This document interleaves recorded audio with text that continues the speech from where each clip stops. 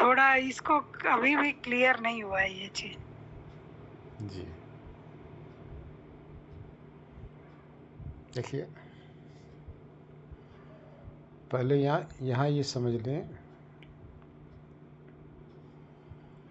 कि जो भी इस देह के अंदर है वो सिर्फ इस देह का ही ड्राइवर है, वो दूसरी देह का भी ड्राइवर नहीं है। बस अपने ही गाड़ी को ऑपरेट कर रहा है, अपनी गाड़ी को चला रहा है जिसमें बैठा हुआ है। जो इस देह रूपी गाड़ी में बैठकर अपने आप को देह रूप ही स्वीकार कर लिया है, जबकि वो नहीं, देह रूप तो नहीं है। जो बोल रहा है, सुन रहा है, कर रहा है, वो चेतना कर रही है। देह तो जैसे गाड़ी होती है, मोटर गाड़ी होती है, अंदर बैठा ड्राइवर दूसरा अलग होता है, उस तरह से हम हैं इस देह में। ये तो आपने अच्छे से समझा दिया। समझा ही नहीं दिया, मतलब अनुभव करा दिया। जी अब देखिए, अभी वही विषय चल रहा है कि देह रूपी ड्राइवर अलग है, ये सिर्फ इसका ड्राइवर है, इस देह का रचयिता नहीं है।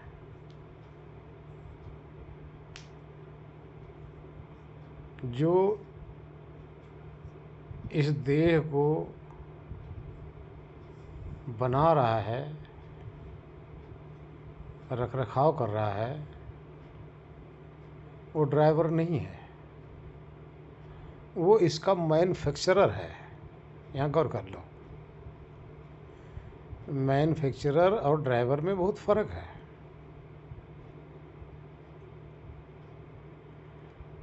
वो मैन्युफैक्चरर परमात्मा है, इस देह के ऊपर जी एक ठप्पा लगा हुआ है, मेड इन गॉड। अब इस देह के अंदर जो ड्राइवर रह रहा है, अब देह से प्यार करेगा या देह के मैन्युफैक्चरर से। अब उसका फर्ज है कि ये जो देह को बनाने वाला है वो इस देही आत्मा के तुल्य ही है, अर्थात सजाती है। और जिसमें रह रहा है ये भी जाती है, देह भी जाती है। देह जड़ पदार्थ है,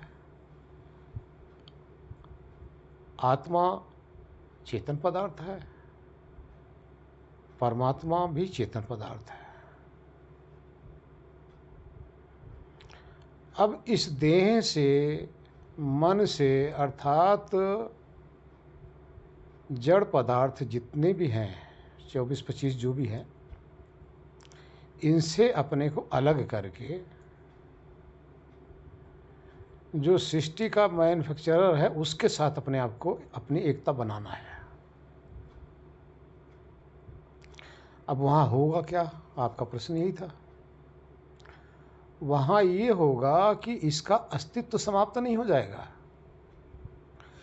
और न ही उस परमात्मा का अस्तित्व समाप्त होगा। अगर अस्तित्व समाप्त हो गया तो अनादि नहीं होगा, फिर आदि हो गया। ये अपने ही अस्तित्व से परमात्मा के अस्तित्व के साथ रहकर, अर्थात एक साथ रहकर, अभी जो जगत के सुख दुख को भोग रहा है इसको त्याग देगा, और परमात्मा में जो कुछ है उसके गुण धर्म स्वभाव है उसके साथ जाकर उसका अनुभव करने लग जाएगा। परमात्मा आनंद स्वरूप है, अब उस आनंद के साथ जाएगा तो ये आनंदित होगा। इसी का नाम है बूंद समुद्र में समा जाना, अर्थात आत्मा का परमात्मा में मिलन। लेकिन यहाँ फिर भी आप लोग ध्यान रखो अपना अस्तित्व नहीं खो सकता, अपना अस्तित्व बना ही रहेगा। अपने अस्तित्व से ही उस ब्रह्मानंद का भोग करेगा, क्योंकि चेतन भोगता है, अनुभव करता है, ज्ञान स्वरूप है। इसलिए उस ज्ञान में निमग्न रहेगा, आनंद के अंदर। यही मोक्ष है। हरिओम। देखिए, आत्मा का अपना स्वरूप ही ज्ञान है। ज्ञान का अर्थ जानना, इसका स्वभाव है। इसी स्वभाव का नाम आत्मा है। तो देखिए, जब इसका स्वरूप यही है तो इसका स्वरूप तो समाप्त होगा ही नहीं। इसका स्वरूप समाप्त होने का अर्थ यह है कि ज्ञाता ज्ञान स्वरूप रहे ही ना। ज्ञान स्वरूप जो तत्व है उसमें ज्ञान रूपी साधन न रह जाए, तो इसका अर्थ उसका स्वरूप समाप्त हो गया। लेकिन ऐसा होता नहीं। ज्ञाता का जो ज्ञान स्वरूप है ये रहेगा ही। अब ये जो ज्ञाता है उस आनंद का ज्ञाता हो जाएगा। वो आनंद अलग है और ये अलग है। पहले बताया गया है कि आत्मा एक देशी तत्व है, अल्पज्ञ तत्व है, अल्प शक्ति है, थोड़ा ज्ञान रखने वाला। अगर थोड़ा ज्ञान रखने वाला है तभी जानने का प्रयत्न करता है। अगर ये अनंत ज्ञान वाला हो इसको जानने की आवश्यकता ही नहीं है। जो अनंत ज्ञान वाला है उसको जानने की आवश्यकता नहीं है। जो लिमिटेड ज्ञान वाला है उसी को जानने की आवश्यकता, वो उसी को आवश्यकता है। अब जैसे कहा जाता है परमात्मा अनंत ज्ञान वाला है, तब उसको जानने की जरूरत पड़ेगी। आपके कर्मों को कौन जान रहा है? आपके असंग जन्मों को कौन जाना है? आप तो जानते नहीं हो। अपने में घटा लो। आप कभी 4 दिन पहले क्या बात हुई आपको नहीं पता।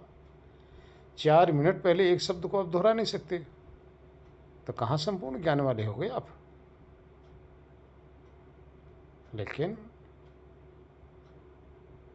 जो सभी मन के अंदर ठहरा हुआ, सभी आत्मा के अंदर ओतप्रोत एक साथ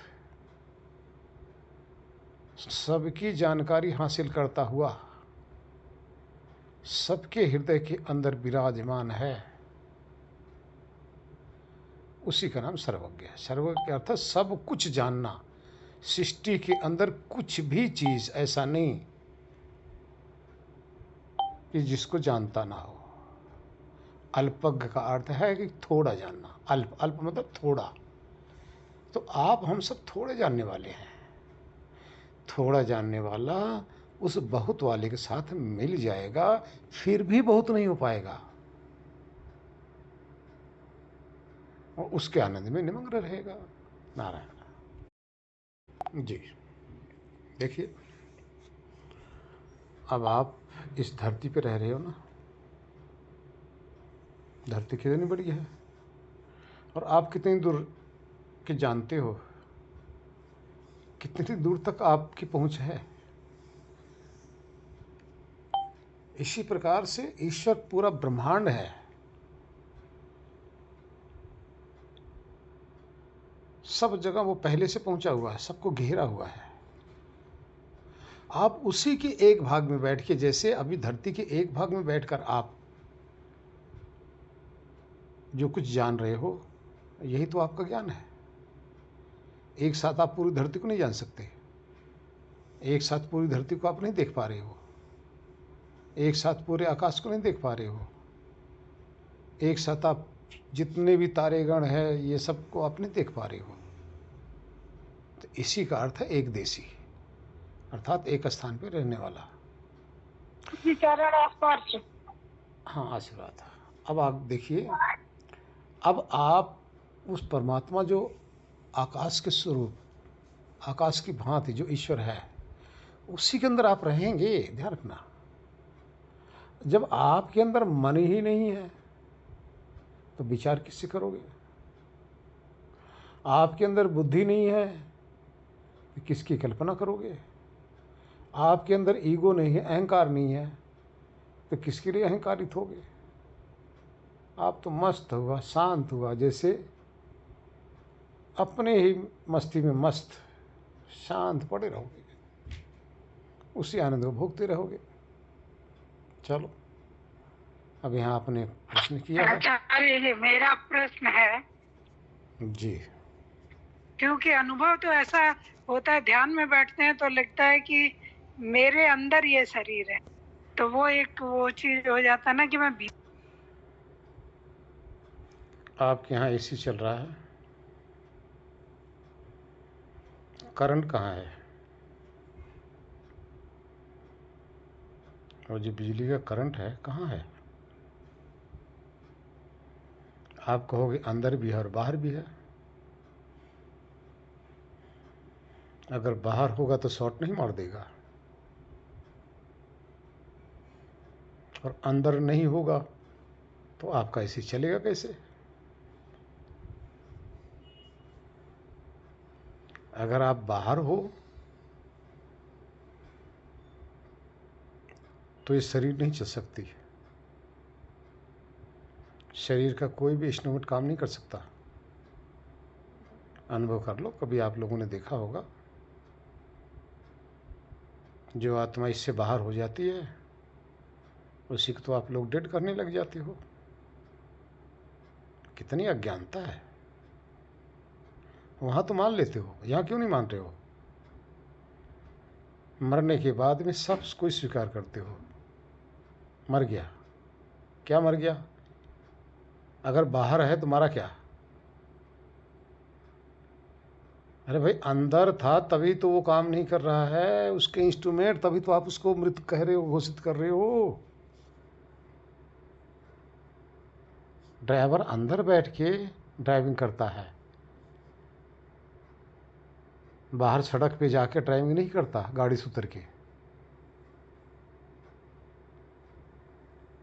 जिस तरह से steering, clutch, gear, brake, engine, tyre, इस सबसे एक लिंक होता है। ये गाड़ी है, वही आपकी देह रूपी गाड़ी है, लेकिन आप ब्रेन के द्वारा ही इस पूरी गाड़ी को ड्राइविंग कर रहे हो, ऑपरेट कर रहे हो। ब्रेन से हटके देखो ना, थोड़ी देर के लिए आप तमोगुण में चले जाते हो, ब्रेन आपका शांत हो जाता है। कभी आपने किसी को देखा इसमें ड्राइविंग करते हुए? मरे के बराबर है, सोया हुआ है। रोज जाते हो फिर भी पहचान नहीं पा रहे हो।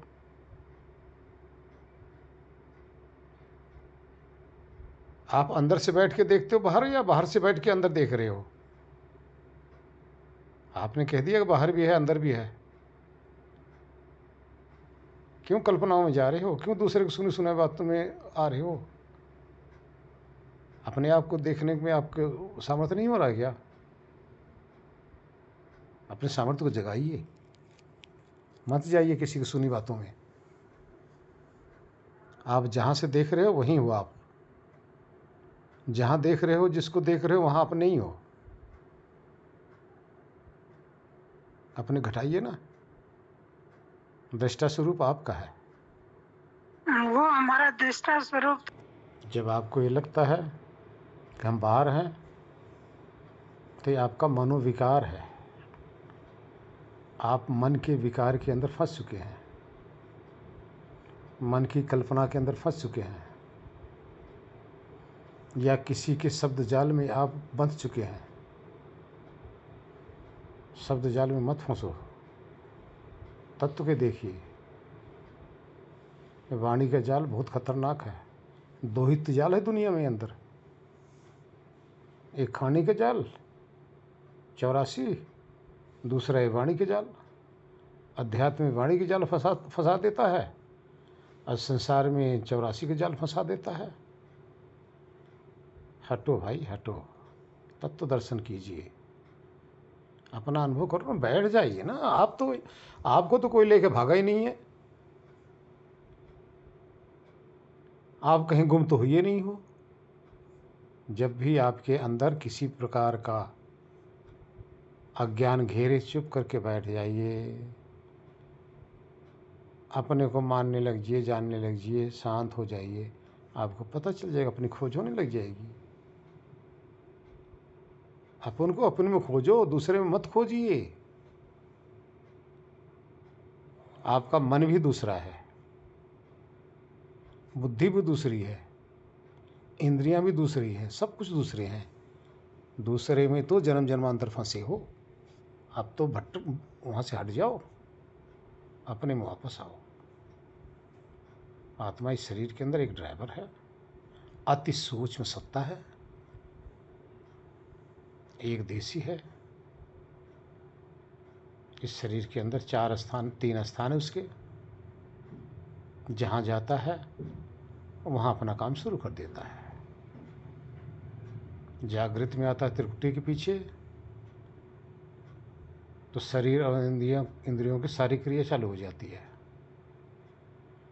जब वहाँ से छोड़कर स्वप्न में चला जाता है तो बाहर की सारी क्रियाएं बंद हो जाती हैं, विचारों में खो जाता है, स्वप्न में खो जाता है। जब वहाँ से हट जाता है, हृदय देश में आता है, तो स्वप्न में भी समाप्त हो जाते हैं। तो इस तरह से समझो, अज्ञानता मत आइए। आप लोग तो वापस जा रहे हो नीचे, आप लोगों का पतन हो रहा है। आचार्य जी बहुत जो उलझ गया इधर उधर ना, उसका पतन हो जाता है। इसलिए तत्व दर्शन कीजिए, तत्व के अंदर उलझिए, जिसका दुनिया के अंदर कोई काट नहीं है। देखिए, जितने भी इंसान मिलेंगे सबके अलग अलग विचार मिलेंगे। क्यों? जितनी दुनिया में किताबें मिलेंगी सबकी राय अलग अलग मिलेगी। क्यों? जितने अध्यात्म में पंथ वाले मिलेंगे सबके अलग अलग हैं। क्यों? जब सत्य एक है तो अनेकता क्यों? अनेकता इसलिए है कि सब वाणी जाल में उलझे पड़े हैं, सब अपनी अपनी कल्पना के अंदर फंसे पड़े हैं, और कल्पना सत्य नहीं होता।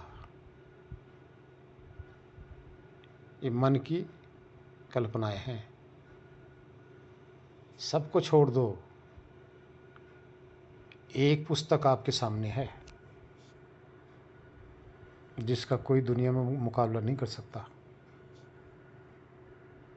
ये पूरा संसार, आपकी शरीर, ये पुस्तक है, और ये ईश्वर की बनाई हुई है। ईश्वर की बनाई हुई पुस्तक के अंदर अनेकता नहीं होती, सिर्फ एक ही है, उसे बदलाव नहीं होता।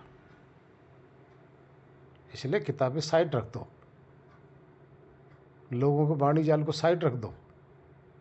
इस ईश्वर की पुस्तक को क्यों न पढ़ो आप, जहां अनेकता है ही नहीं। सब कुछ ईश्वर का बनाया हुआ, ईश्वर की पुस्तक पढ़िए, जहां आप देखोगे मेड इन गॉड, ईश्वर की ही मोहर लगी पड़ी है। इसमें उलझोगे तो सुलझ जाओगे, इसको छोड़कर कहीं भी जाओगे तो उलझ जाओगे, फंस जाओगे, और फिर 84 में डूब जाओगे। इसलिए तत्व दर्शन कीजिए, बचो। हरिओम। गुण बताए थे आत्मा के, तो उनमें से गुरुजी राग द्वेष और सुख दुख तो खत्म हो जाते हैं, और इच्छा, प्रयत्न और ज्ञान, तो ये गुण वहां रहेंगे गुरुजी? हाँ जी, ये तीनों गुण उसके विद्यमान रहेंगे, ये समाप्त नहीं होते। इच्छा क्या है, प्रयत्न क्या है, ज्ञान क्या है, इच्छा ये रहेगी उस समय, उस ब्रह्मानंद की लूट, ये इच्छा रह जाएगी, उसी को लूटता रहेगा। प्रयत्न क्या रहेगा? वहाँ से न हटना। ज्ञान क्या है? उसकी समझ, जानना, वो जानने में लगा रहेगा। हाँ, उस समय जैसे अपनी आत्मा को जान रहा होता है, अपने को जान रहा होता है, उसी प्रकार से ईश्वर को भी जान रहा होता है। और इस समय क्या है कि हम अपने को तो मान रहे हैं, हालांकि जान नहीं रहे हैं, ध्यान रखना। इस समय हम अपने आप को मान रहे हैं, जान नहीं रहे हैं। जिस समय हम जान रहे होते हैं तो मानते नहीं, यहाँ गौर कर लो। जिस समय हम जान रहे होते हैं ना, फिर मानना वहां नहीं रहता। मानना तो मन का विषय है और जानना आत्मा का विषय है। जब आप समाधि के अंदर अपने चेतना में निमग्न रहते हो तो उस समय ये ज्ञान दृष्टि आपकी बनी रहती है। यही ज्ञान है जी, यही जान रहे होते हो। लेकिन जब बाहर आते हो तब जानते नहीं हो, तब मानते हो कि मैं आत्मा हूं। जिस समय स्वरूप का साक्षात्कार होता है, मानना नहीं होता, उससे डूबे रहते हो, आत्मज्ञान के अंदर तृप्त रहते हो। तो इसी तरह से परमात्मा को अब वह मानता नहीं, जानता रहता है चेतना, और अपने को भी जानता रहता है। जैसे अभी प्रेजेंट में आप लोग, आप शब्दों को भी जान रहे हो, अपने आप को जान रहे हो, यहाँ द्वैत है। इसी तरह से जानना आत्मा का स्वभाव है, वो जानता ही रहेगा, वहाँ एक साथ रहेगा। हाँ, इस पे और भी कुछ विषय हैं, किसी दिन फिर चर्चा चलेगी, क्योंकि लंबी चर्चा हो जाएगी कि मोक्ष में क्या रहता है। कुछ हमारे महापुरुषों ने और भी अपने विचार रखे हैं, कुछ वेदों ने भी अपने विचार रखे हैं। उस पर किसी दिन और चर्चा करेंगे, क्योंकि मेरा समय हो गया है और मैं फिर वहाँ से बाहर निकला हूँ। पहाड़ी एरिया में मुझे जाना है, अंधेरा है पूरा। नारायण।